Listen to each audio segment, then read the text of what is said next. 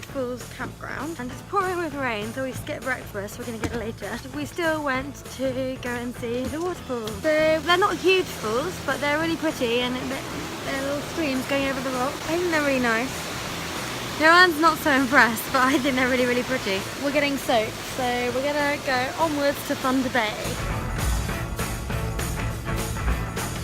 Been raining all day, so we've just been hopping from cafe to cafe in Thunder Bay, chilling, drinking hot chocolate, eating brownies. That's about it so far today.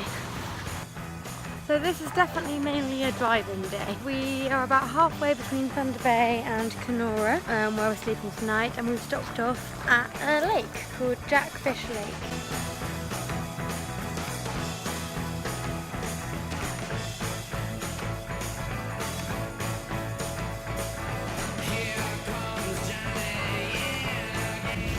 We've crossed over 6,000 kilometres in our journey so far, so that's a lot of driving, isn't it, Ewan? A successful boyfriend over there.